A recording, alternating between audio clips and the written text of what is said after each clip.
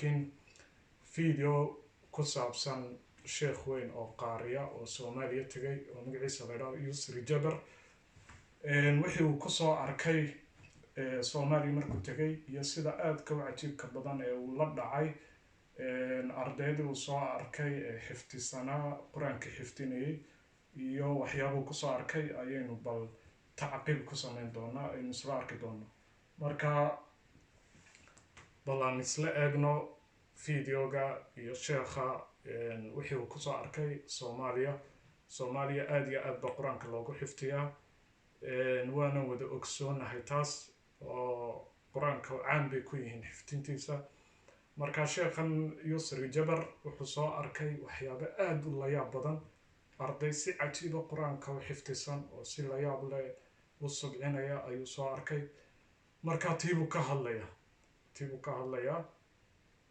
insha Allah marka waan isdul istaagi doonaa aynu isla aragna bal videogan isla wada daawano oo markii koowaad aan arko oo la soo diro videogan aad baan uga helay oo cajabiyay marka waxaan raadinayaa videogii wax yar dulqaata وكم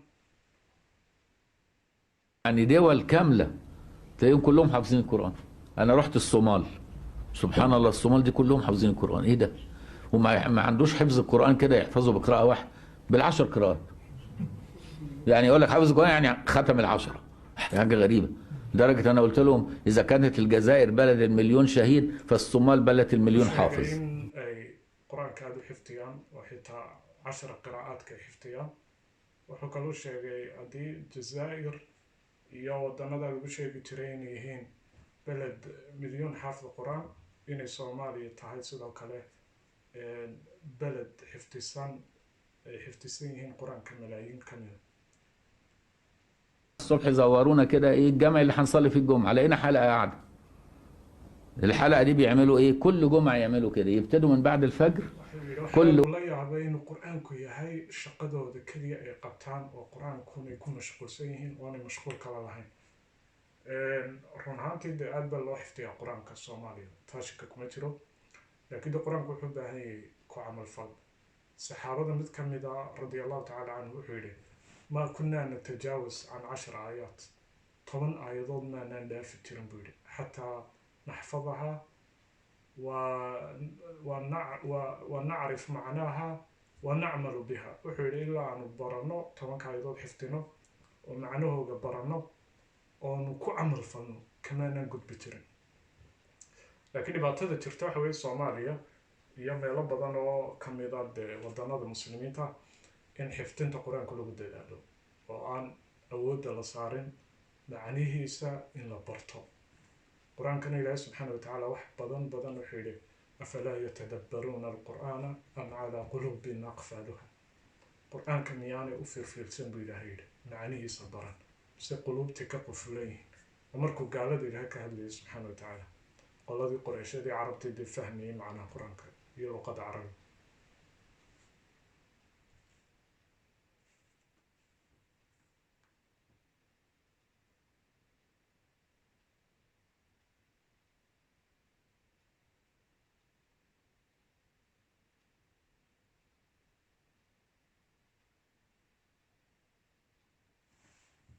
غريبة الشكل لدرجة أنا مرة رحنا في صلاة الجمعة الساعة 9 الصبح زورونا كده ايه الجامع اللي هنصلي فيه الجمعة لقينا حلقة قاعدة الحلقة دي بيعملوا ايه كل جمعة يعملوا كده يبتدوا من بعد الفجر كل واحد يقرأ آية كل صلاة واحد كميدا جمعها ما أنت جمعة وحيدة أنت صلاة الجمعة لقين كور أي سبعين قرآن كا مركا قف كستا آيات بقاعدنا وسيدا نسب انترن مركا قرآن كحفتيني قف كستا آية قاعدنا آيات كحيتا قاعدنا بسم الله الرحمن الرحيم إذا وقعت الواقعة مركا قاعدة ككلمة قاعدنا ليس لوقعتها كاذبة ساسي وسعنس إلا waxa laga yaabaa buu inay dhameeyaan quraanka oo iyadoon adinkiiba la gaarin salaada jumcada يعني مش اي كلام والله بكلمك جد انا فوجئت اهل الصومال بهذه الصوره رضي الله عنهم جميعا. جالك شويه عيال وهابيه اتعلموا في السعوديه من الصومال راحوا قلبوها الدنيا وجابوا اسلحه وقعدوا يقتلوا في اهل الصومال، المجانين المخابيل، وحولوها الى مجاعه. وهي بلاد مليانه خير، مليانه اكل. ده انت تشتري هناك السمكه بالمتر يا عم، لان بيصطادوا من المحيط. cajiibka ku arkay wuxuu marka la sameynayo waxa laga yaabaa qofka ka yaraa dhacay aayadda garanaya ama lolooda ee gurida qabato suxulka ayaa dee lagu gujinayaa, waa la dhaafinayaa, hore loo soconaya.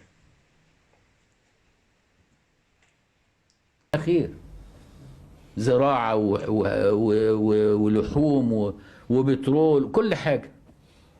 1000 كيلو على المحيط، تصور انت عندهم ساحل 1000 كيلو على المحيط.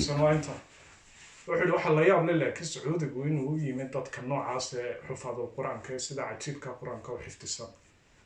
sacuudigu markuu yimid ayay balaayaba bilaamatay Soomaaliya. laa xawla walaa quwata illa billah.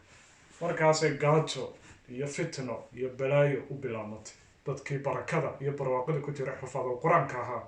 markii fikirkii wahaabigu soo galay meesha ee sacuudigii soo dhex galay ayay gaajo ku bilaamatay. يعني لو تخرج كل يوم الصبح كده تتمشى كده تصطاد لك 2-3 متر سمك وتروح. سمكة ايه تجيب معاك العيلة عشان تشيل معاك تقعد تاكل فيها اسبوع. فحاجة سبحان الله، عشان تعرف الفكر الوهابي ده لما بيروح اي بلد بينزع بركته. وفي الاخر طلعوا اهل القرآن دول، الناس اللي حافظين القرآن دول مبتدعين ضلالية مشركين. لو دول مشركين يبقى مين المؤمن؟ حاجة غريبة الشكل.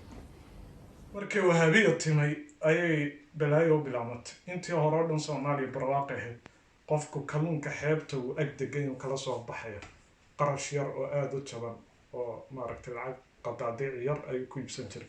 laakiin markii fikirka wahaabiga meesha soo galay ee siyaasadda sacuudiga soo fargeliyay Soomaaliya ayaa sixir barar dhacay. وبترول، كل حاجة. 1000 كيلو على المحيط. تصور انت بترول ayaa ku jira diamond dahab. laakiin waxa weeye waxaan nahay dad maskaxda laga haysto oo ay maskaxda ka qabsadeen carabtu ama Etoobiyaanka ama Kenyaatiga, yani madaxa shisheeye maskaxda ka haystaan dadkeena maamula. marka macdantan iyo khayraadkan kama faa'iideysanayno. في السمكة 3-4 متر، يعني عندهم خيرات، ربنا مديهم خيرات، ازاي يحصل مجاعة؟ لكن شؤم الوهابية لما دخلوا بلدهم جوعوهم. فهمت ازاي؟ دي بلاد مليانة خير، زراعة ولحوم وبترول، كل حاجة. 1000 كيلو على المحيط، تصور انت عندهم ساحل 1000 كيلو على المحيط. يعني لو تخرج كل يوم الصبح كده تتمشى كده تصطاد لك 2-3 متر سمك وتروح. ka wahaabigu yimay ayaa dadkii xufaadada qur-aanka ahaa iyo dhalinyarada qur-aanka xifdisanaa iyo duruqii suufiyada culumadii waxay ku xukumeen. qaarna waxay yidhahdeen waa mubtadica, qaar waxay ku sheegeen mushrikiin. markii dambena dee dhiigoogii bay xalaashadeen oo qarax iyo waxa bilaabmay iskaalaysiin iyo isdil. waxaasoo dhan fikirka wahaabigu markuu dalka yimid ayay bilaabantay. intii hore oo dhan waddanku barwaaqo ahaa, kala duwanaanshaha fikirka waa la isku qadarin jiray. xarakaadkii suufiyada kala duwanaaya axmediyada iyo saalixyadii wax dhibaato iyo isqarxin midna uma dhexayn. waxay isku ixtiraami jireen kala duwanaanshaha. markaasay dhibaato bilaamatay. marka waxa weeyaan muhiimadda videogan wuxuu ahaa maanta uu xambaarsanaa walaalayaal. sheekhuna uu kusoo arkay Soomaaliya in waddanka nimca taalo, dadkuna yihiin dad diinta yaqaana oo cilmiga bartay oo qur-aanka xifdisan. laakiin waxa weeye fikirkan qalafsan ee adag wahaabiga ee salafiga ah markuu dalka yimay ayay dhibaato iyo wax waliba bilaameen. waayo nebigu calayhi salaatu wasalaam wuxuu yidhi addiinu yusr, diintu way fududay, walan yushaada hada diin axadun ilaa galaba. diintu way fududay, qofkii isku adadkeeya ee isku qalqalafsiiya diintani barbar bay u ridaa iyo dhinac.